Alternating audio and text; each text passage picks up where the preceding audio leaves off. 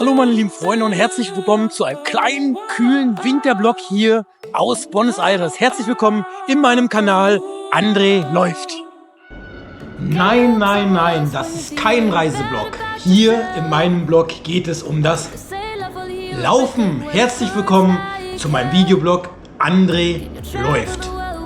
So, ich bin jetzt hier beim Club de Corredores und möchte mich jetzt gleich nochmal versuchen einzuschreiben, nochmal zusätzlich zu 5 Kilometer, denn ich laufe am Sonntag 10 Kilometer und das ist um 8 und um 9 starten 5 Kilometer und warum nicht beide an einem Tag laufen? Mal schauen, ob es funktioniert.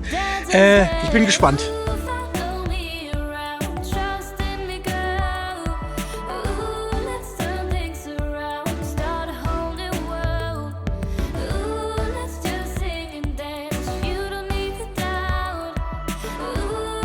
Ich habe versucht, mich für beide einzuschreiben und habe hier mein Kit bekommen und der nette Herr meinte, es geht nicht aus dem einfachen Grund, man kann nur 10 oder 5 Kilometer laufen, weil keine 15, also macht nicht viel Sinn, aber gut, dann schauen wir mal, wie es weitergeht. Ja, das hat leider doch nicht funktioniert, wie ich mir das vorgenommen hatte. Eigentlich wollte ich die 10 Kilometer laufen, die um 8 Uhr stattfanden und im Anschluss die 5 Kilometer um 9, das hätte prima gepasst. Denn eigentlich laufe ich immer so zwischen 42, maximal 50 Minuten, die 10 Kilometer, wäre angekommen und wäre dann gleich zum Start wieder gelaufen und hätte die 5 Kilometer hinterher gedrückt. Aber die wollten nicht doppelt verkaufen, die wollten nicht, dass ich das nochmal mache. Also ja, habe ich es halt sein lassen. Hier seht ihr das Startkit.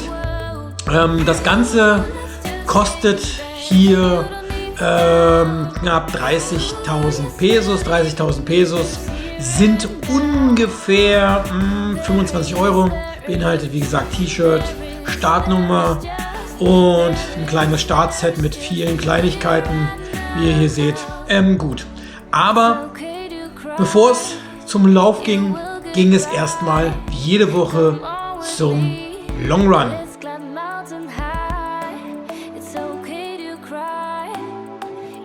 It's Long Run Friday!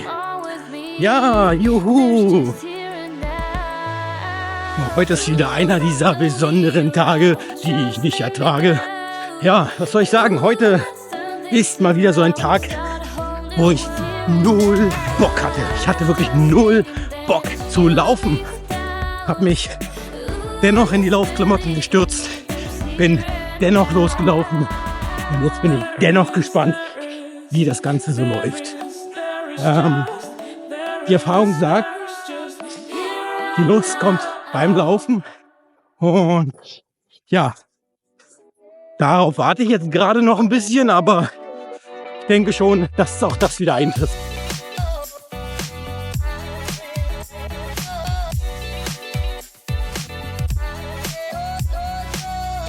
Ja, auch diesmal ging es wieder für meinen Long Run in die Reserve.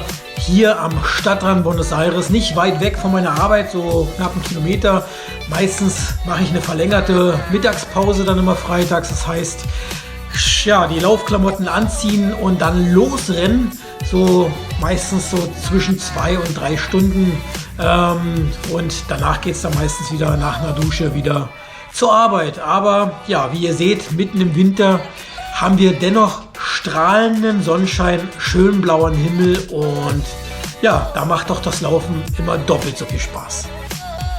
6 Kilometer sind fertig. So langsam kommt die Motivation, die ist noch nicht 100%ig da, aber ja, der Spaß wird schon noch folgen und das macht es halt auch aus. Es ist halt tatsächlich so, dass man ja natürlich nicht jeden Tag Bock hat zu laufen und das Wichtige dabei ist einfach Laufklamotten anziehen und los geht's und die Motivation kommt schon dann irgendwann. Ich glaube, das ist ganz wichtig, einfach machen. Das stimmt durchaus. Also es heißt dann immer, sich selbst zu motivieren, diesen inneren Schweinehund zu überwinden und einfach loslaufen, Laufklamotten anziehen und ja, man hat immer die Gelegenheit. Wie gesagt, wenn es einem natürlich körperlich schlecht geht, wenn man Wehwehchen hat, sollte man natürlich immer auf den Körper hören und dann lieber ein bisschen kürzer das Ganze angehen lassen. Aber wenn man ja fit ist und einfach nur keinen Bock hat, dann muss man das einfach ausschalten. Es muss dann einfach Klick machen und einfach loslaufen. Also so schwierig ist es nicht. So, fertig mit den Longrun. Die Motivation kam dann doch noch etwas zurück. Es waren jetzt ganze 25,1 Kilometer, also wesentlich mehr als der gewollte Halbmarathon. Und ja, jetzt schauen wir mal, wie es weitergeht. It's Race Sunday. Der Eventsonntag startet jetzt. Und zwar nicht immer planmäßig, doch dazu jetzt in diesem Video mehr. Guten Morgen aus Buenos Aires. Heute stehen an 10 Kilometer der Winterlauf, beziehungsweise der startete schon. Ich bin zu spät dran. Es ist 8:04 Uhr, bin schon eine gute Dreiviertelstunde unterwegs. Aber da gab es einen Unfall auf der Strecke und mein Uber kam nicht weiter. Das heißt, ich habe ja den Start jetzt verpasst und da jogge ich jetzt schon mal hin. Ja, manchmal steckt man halt nicht drin und es läuft nicht wie geplant, aber gut, was soll man machen? Eigentlich das so nehmen, wie es ist, das Beste draus machen und schauen, wo man bleibt. Natürlich ist es blöd, so einen Start zu verpassen, auch für euch leider blöd. Ihr seht nicht das Video, wie die Time runterläuft, wie wir alle losgucken, wie viele Leute doch tatsächlich am Start sich drängeln und gespannt darauf warten, dieses Go, Go, Go zu hören. Oder wie auch hier, Vamos, Chicos. Nun gut, das ist halt so.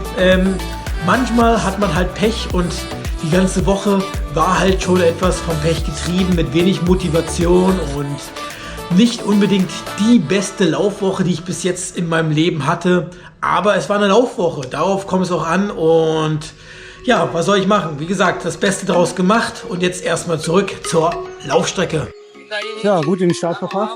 Über viele tausend Leute. Ich glaube, heute sind es ungefähr 8.000 bis 9.000 Leute am Start. Und ja, das war dann tatsächlich ein schneller und reibungsloser Start. Einfach rein dann an der Startlinie. Warum ich bis zur Startlinie zurückgelaufen bin, ist relativ einfach. Ja, der Chip zählt, denn der Chip muss die Zeit nehmen. Ansonsten wäre der ganze Run halt ungültig gewesen. Und das wollte ich auf gar keinen Fall. Also wenn ich das schon mache, dann richtig. Und deswegen bin ich halt zurückgelaufen und bin dann regulär gestartet. Von ganz hinten quasi, ich war einer der Letzten, also nach mir kamen noch ein paar, die wahrscheinlich verschlafen haben oder ähnliches Problem hatten mit dem Unfall auf der Autobahn. Und ja, da musste ich halt das Feld von hinten aufrollen, was auch was Positives hat. Ich durfte überholen und wurde nicht überholt. Das heißt, sehr motiviert, alle hinterher zu laufen, sondern alle zu überholen. Hier heute Morgen in Vicente Lopez, kühle 4 Grad. Gefühlte -1 Grad. Also hier in Deutschland schwitzt euch momentan wahrscheinlich gut ein ab. Und hier ist es kalt. Aber gut, das gehört sich halt zum Winterlauf. Auch die gewisse Kälte.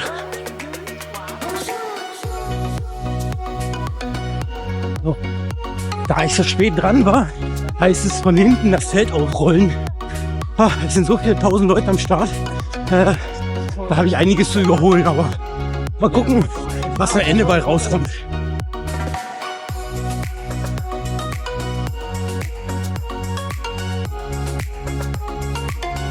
Ja, und wie eben behauptet, ganz so viele waren doch nicht am Start. Es waren keine 9.000 oder 10.000, es waren nur 4.000 bis 5.000. Aber wie gesagt, wenn man allen entgegenläuft, dann kommt es einem echt viel vor.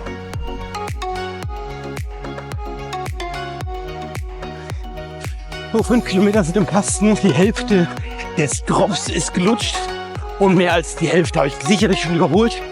Da fehlen noch einige, aber gut. Liegt gut in der Zeit. Und das Einzige, was ein bisschen nervt, ist der kalte, frostige Wind.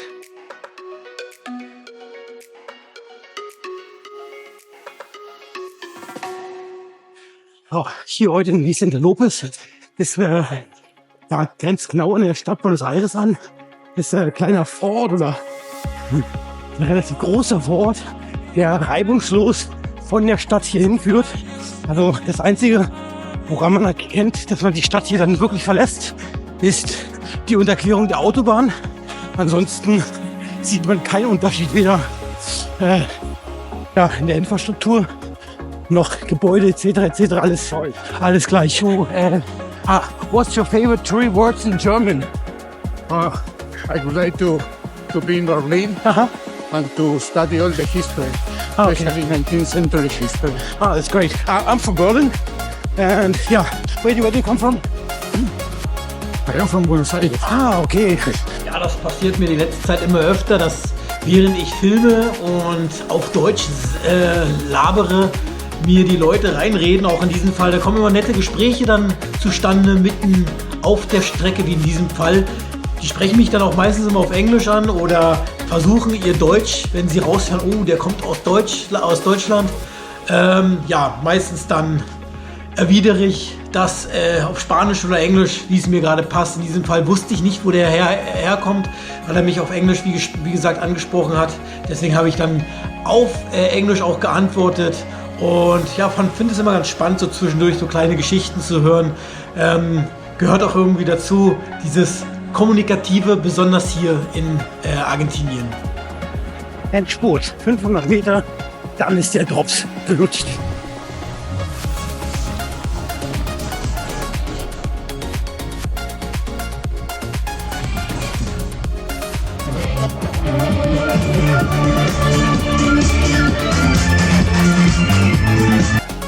So, das Feld von hinten aufgeräumt, gute Position, verdammt gute Zeit für heute. Also, ja, was will man mehr? Gracias. So, da ist die Medaille. 10 Kilometer Winterrun hier in Buenos Aires. Aber für mich heißt es noch nicht vorbei, denn heute ist Sonntag. Sonntag heißt für mich mindestens 21 Kilometer. Das heißt, jetzt muss ich nochmal 11 Kilometer nachlegen. Also mal gucken, wie weit ich komme, ob ich bis nach Hause laufe oder wenigstens auch den Weg dorthin. Ja, und nach dem Lauf sah ich einen sehr spannenden Stand für mich. Es ist 8:50 Uhr und da gibt es das erste Bier.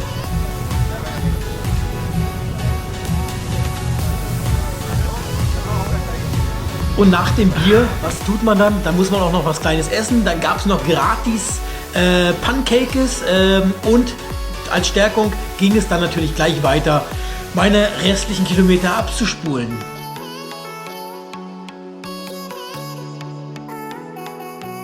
Ist so kalt. Boah, ist so kalt. Das sind ja wirklich gefühlte -4 Grad gerade immer noch. Und dennoch bin ich schon wieder bei Kilometer 3. Also noch so 8 ungefähr werde ich laufen und dann nach Hause eine heiße Dusche und mich nochmal ins Bett legen, glaube ich.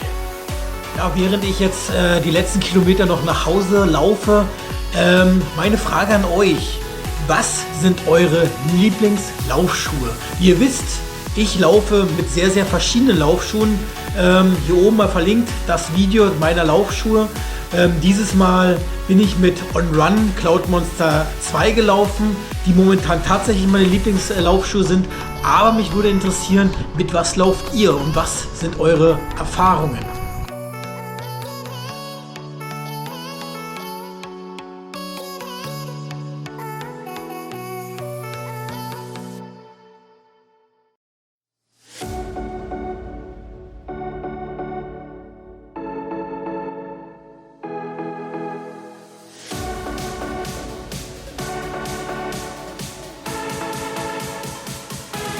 Jetzt bei meinem After-Run über den Deutschen Platz im Herzen Palermos in Buenos Aires.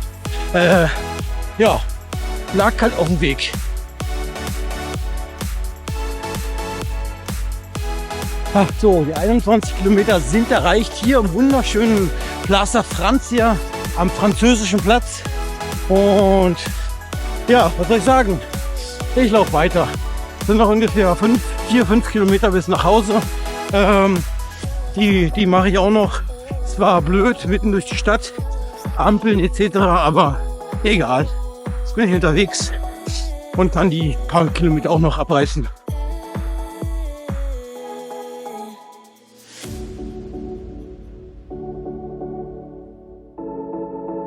So, ich habe fertig. Das waren jetzt nochmal 15,3 Kilometer. Der After Run, das reicht heute. Mit über 25 Kilometer habe ich meinen Soll erreicht. Oh Mann, sieht das Panne aus mit den Haaren und dem Kopftuch, beziehungsweise diesen Schutz. Aber es soll ja nicht nur gut aussehen, es soll natürlich wirken. Und bei der Kälte hat das ein bisschen, ja, mir geholfen, meinen Kopf warm zu halten, denn es war wirklich kalt. Und ja, sieht halt nicht immer gut aus, aber so ist das halt. Nun kommen wir zum Ende meines Videos. Wie immer, wie es die letzten Male schon Tradition war, kommt das Shirt und die Medaille an die Wand, die sich langsam füllt. Bei mir kommt tatsächlich nicht nur Medaille ran, sondern die Medaille mit dem Laufshirt und der Marke bzw. der Nummer, denn ich laufe mit diesen Shirts immer nur einmal und dann zack an die Wand. So gehört sich das bei mir und so füllt sich die Wand. Ich möchte mich bei euch bedanken und nochmal darauf aufmerksam machen, bitte schreibt mir doch mal einen Kommentar. Meine Frage der Woche nochmal: Mit welchen Laufschuhen lauft ihr und was sind eure Erfahrungen? Das interessiert mich wirklich, weil wie gesagt, ich bin mit vielen Schuhen unterwegs. Habe einiges ausprobiert, einiges Positives und Negatives und möchte gerne mal wissen, was sind eure Erfahrungen, was sind eure Lieblingsschuhe und welche Schuhe tragen euch jedes Mal erfolgreich zum Ziel. Ja, mit diesen Worten möchte ich mich bei euch bedanken. Vielen Dank, dass ihr wieder dabei wart bei meiner Seite, bei meinem Blog, bei meinem Video. André läuft und ich freue mich auf das nächste Mal. Mit dem nächsten Video geht es dann weiter in Cordoba. Da laufe ich einen ganzen Marathon, 42 Kilometer. Ja, mal schauen, wie es wird. Wetterbericht sieht nicht so rosig aus, relativ kalt und Regen bis jetzt. Ich hoffe, das ändert sich noch, aber das seht ihr dann im nächsten Video. Bis dahin, vielen Dank, bleibt gesund, euer André.